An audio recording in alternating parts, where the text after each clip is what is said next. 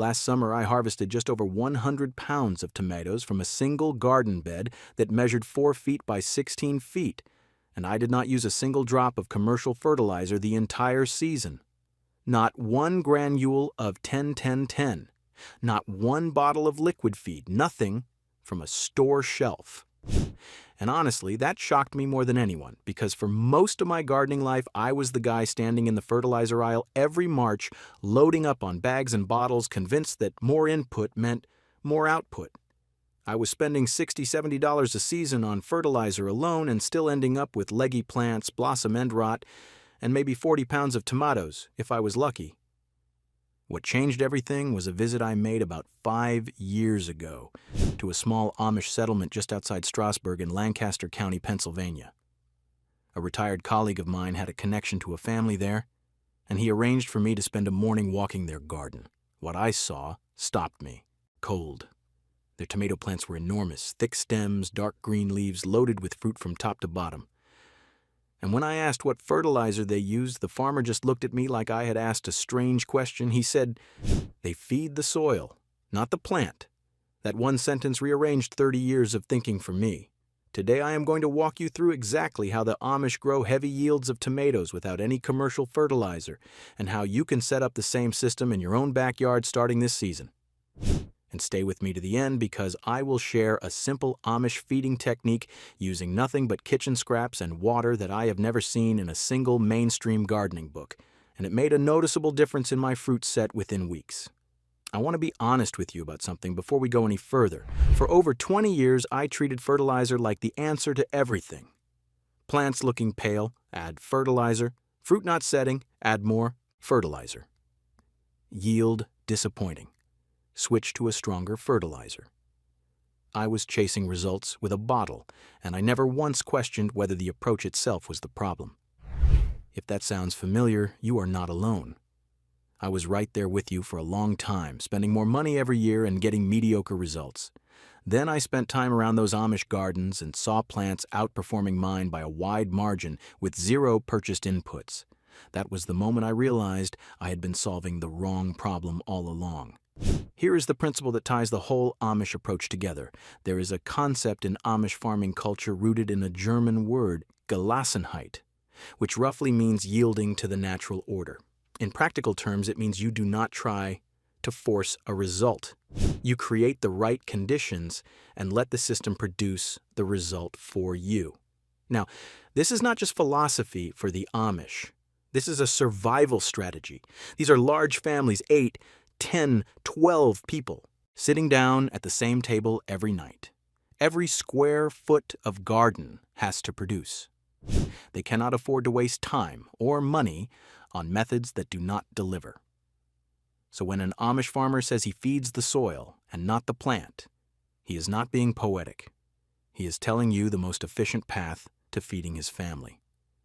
And what generations of Amish observation figured out is exactly what modern soil science now confirms. If you get the soil biology right, the plants feed themselves. Your job is not to spoon-feed the tomato. Your job is to build a living soil that does the feeding for you season after season without buying a thing. Now let me show you exactly how to do it, starting with the foundation everything else depends on. The first thing you need to understand is that the Amish do not think of compost as a soil amendment. They think of it as the entire fertility program. Everything starts here. Every fall after the garden is cleared, Amish families spread a thick layer of composted material across every bed. And I mean thick. We are talking 4 to 6 inches of well-aged compost laid right on top of the soil surface and left to sit over winter. By spring, earthworms and microbial activity have worked most of it into the top several inches of soil, and what remains gets lightly turned in before planting. Here is why this matters so much for tomatoes, specifically. Tomato plants are heavy feeders, but they do not need a constant drip of synthetic nitrogen. What they need is a slow, steady supply of nutrients released by living soil organisms breaking down organic matter. When you dump synthetic fertilizer on your tomatoes, you get a spike of available nitrogen followed by a crash. That spike is what causes excessive leaf growth at the expense of fruit. and the crash is what leads to mid-season yellowing and reduced yields. Compost does the opposite. It releases nutrients slowly, steadily, all season long, exactly matching what the plant needs at each stage of growth. Research from the Rodale Institute in Kutztown, Pennsylvania, which is right in the heart of Amish country, has shown that compost-fed soils can match or exceed the yields of synthetically fertilized soils within 3 to 4 years, and the gap widens in the compost's favor every year after that. Here is what to do. This fall, or as early as you can manage in spring, spread 4 to 6 inches of finished compost across your tomato beds. If you can source compost that includes aged horse or cow manure mixed with straw bedding, that is the gold standard. The Amish have an endless supply of this from their farms. If you do not have access to aged manure, good quality homemade compost or a well-reviewed bagged compost works. The key is that it must be fully finished. It should smell earthy, not like ammonia, and you should not be able to identify individual food scraps. In zones 3 through 5, get this compost down as soon as the ground thaws, at least 4 weeks, before your last frost date. In zones 7 through 9, you can put it down in late winter and get a head start on activating that soil biology. Now that your compost is down, here is where the Amish take things a step further than most gardeners ever consider. They do not just add organic matter on top. They make sure something is always growing in and around their tomato beds, even before the tomatoes go in. This is the living mulch and cover crop approach, and it is the second piece of the no fertilizer system. In early spring, 3 to 4 weeks before tomato transplant time, Amish gardeners will sow a quick cover crop of crimson clover or white Dutch clover directly in the bed where tomatoes will go. The clover germinates fast, covers the soil surface, and here is the critical part. It fixes atmospheric nitrogen directly into the soil through a symbiotic relationship with bacteria in its root nodules. By the time you are ready to transplant your tomatoes, that clover has been quietly depositing nitrogen right where your tomato roots will grow. When transplant day arrives, you do not need to remove all the clover. The Amish method is to cut the clover down at soil level in a circle about 12 to 14 inches in diameter around each transplant hole. Leave the cut clover right where it falls as a mulch. The rest of the living clover between plants continues to grow, continues to fix nitrogen, and continues to suppress weeds all season long. You are essentially growing your fertilizer right alongside your tomatoes. The living roots also keep the soil biology active and fed, which in turn keeps nutrients cycling to your plants. One note here. If you are in zone 8 or 9 where spring heats up fast, use crimson clover rather than white clover. It handles warm soil better and you can mow it down before it gets ahead of you. In cooler zones 4 through 6, white Dutch clover is the better choice because it is perennial, stays low, and does not compete aggressively with your tomatoes. Now here is where the yield really starts to build. The Amish do not just rely on compost and clover. They have a layered mulch system that serves as a slow-release fertilizer all by itself.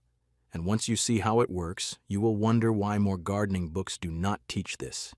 After your tomatoes are transplanted and established, which means they have been in the ground about 2 weeks and are showing new growth, it is time to mulch heavily.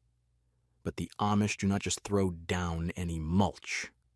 They layer it with intention. First, lay down a 2-inch layer of partially composted leaves directly around the base of each plant, starting about 3 to 4 inches from the stem and extending out about 18 inches in all directions.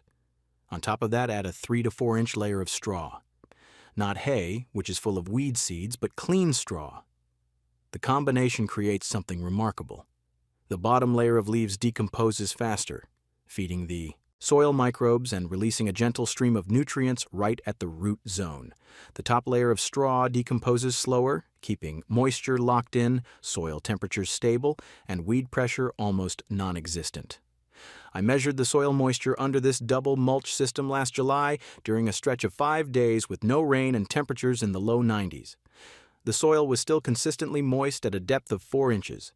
My unmulched control bed dried out completely at the same depth within 2 days. That moisture consistency alone makes a massive difference in tomato yield and quality because inconsistent watering is the #1 cause of blossom end rot, cracked fruit, and flower drop.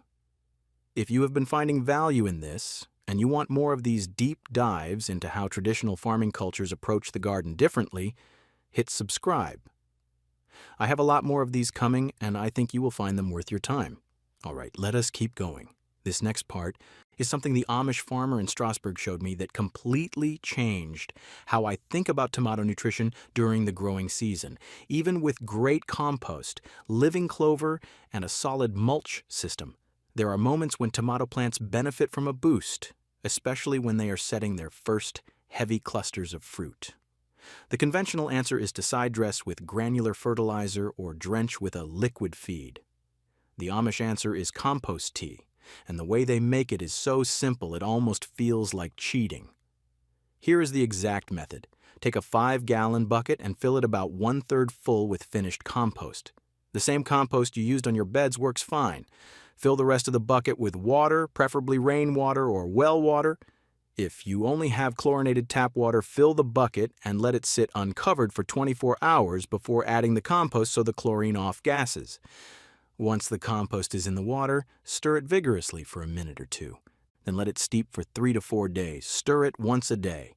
After steeping, strain the liquid through an old burlap sack or a piece of cheesecloth. What you have now is a concentrated liquid teeming with beneficial microorganisms and dissolved nutrients. Dilute it to the color of weak tea, about 1 part compost liquid to 4 parts water, and apply it directly to the base of each tomato plant, about 1 quart per plant. The Amish apply this every 2 to 3 weeks during the fruiting period, roughly from first flower through the final harvest. That is the only supplemental feeding their tomatoes get. No bottles, no powders, no expense. Just compost, water, and time.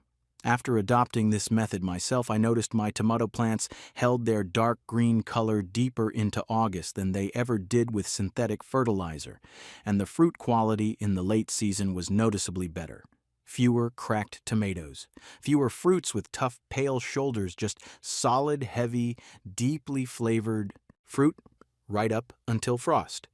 If you are in a hot climate, zones 8 and 9 apply the compost tea in the early morning and follow it with a good watering to help it soak into the root zone before the heat of the day. In cooler zones, timing is less critical, but morning application is still a good habit. The final piece of the Amish no fertilizer system is crop rotation, and I want to be direct with you, this is the piece most home gardeners skip, and it is the one that makes everything else work long term. If you plant tomatoes in the same spot year after year, even with perfect compost and mulching, your yields will decline. The soil biology becomes imbalanced. Disease pressure builds. Specific nutrients get depleted faster than they can be replenished. The Amish rotate their tomato plantings on a strict 4-year cycle. Year 1 is tomatoes. Year 2 is a legume crop like beans or peas, which fixes nitrogen and replenishes what the tomatoes used. Year 3 is a root crop, like carrots or beets, which breaks up the soil at different depths and disrupts disease cycles. Year 4 is a leafy green or brassica crop, or sometimes they let the bed rest under a full season cover crop of clover or rye. Then year 5, tomatoes come back to that spot and the soil is fully recharged. Now, I realize not everyone has room for a full 4-year rotation. If you are working with a small garden, even a 2-year rotation helps. Alternate your tomato spot with a bean planting each year. That simple switch alone makes a real difference in sustained fertility. The Amish farmer I learned from put it plainly. He said the soil needs a rest from the same crop, just like a field needs rest from the plow. Simple, practical, and backed by every soil science textbook I have ever read. Let me share a few patterns I have noticed over the years where the conventional approach and the Amish approach diverge. And understanding these might save you some of the frustration I went through myself. The first pattern is chasing numbers on a fertilizer bag. Most of us were taught to look at those 3 numbers, nitrogen, phosphorus, and potassium, and pick the one with the highest numbers for the heaviest feeders. I did this for years, but the Amish do not think in terms of isolated nutrients at all. They think in terms of soil life. A biologically active soil has bacteria, fungi, protozoa, and earthworms that mine and cycle every nutrient a tomato needs. When you dump synthetic fertilizer, you actually suppress some of that biology by creating salt concentrations in the soil, so the more fertilizer you add, the more dependent your plants become on it. The Amish break that cycle by never starting it. The second pattern is treating soil like a container for roots instead of a living system. I used to think of soil as something that holds the plant upright while I deliver nutrients through the water. The Amish treat soil the way you would treat a pond full of fish. You do not feed the fish directly, you create conditions where the food web in the pond sustains them. Compost, mulch, clover, and rotation are not fertilizer substitutes. They are the conditions that make fertilizer unnecessary. The third pattern is giving up too soon. I want to be straight with you on this. If you switch from synthetic fertilizer to compost-based fertility today, your tomatoes this season might not outproduce what you got with heavy fertilizer last year. The transition takes time. The soil biology needs 1 to 3 seasons to fully rebuild, depending on how depleted it is. The Amish families I know have been building their soil for generations. But even in my case, starting from typical suburban garden soil, I saw clear improvement by year 2 and significant improvement by year 3. Give the system time to work. It rewards patience. Now here is the technique I promised you at the beginning, the one I picked up from that same Amish family near Strasbourg that I have never seen in any mainstream gardening guide. During fruiting season, they saved their banana peels, eggshells, and used coffee grounds in a small crock on the kitchen counter. Once a week, they chop these scraps finely, almost to a pulp, and bury them about 4 to 5 inches deep in a small hole dug roughly 8 inches from the base of each tomato plant. A different spot each week, working around the plant in a slow circle over the course of the season. Here is why this works. Banana peels are rich in potassium, which is the nutrient most directly responsible for flower production and fruit development in tomatoes. Eggshells provide calcium, which prevents blossom end rot. Coffee grounds add a gentle dose of nitrogen and organic matter that soil microbes love. By burying them rather than top dressing, you put the nutrients right in the active root zone and avoid attracting surface pests. The chopping is important. Finely chopped scraps decompose in 10 to 14 days. Whole. Banana peels can sit in the soil for months without breaking down. You want this material available to the plant during the current season, not next year. I started doing this 3 seasons ago, and the difference in fruit set was noticeable within the first month. My plants held more blossoms, fewer flowers dropped without setting fruit. And I had almost 0 blossom end rot, which had been a persistent problem for me when I was relying on synthetic calcium supplements. It is the kind of quiet, unglamorous technique that does not make headlines, but genuinely moves the needle. No cost, 10 minutes a week. And your tomatoes can feel the difference. That is the whole system. Build your soil with heavy annual compost. Grow living nitrogen with clover right in your beds. Layer your mulch so it feeds and protects at the same time.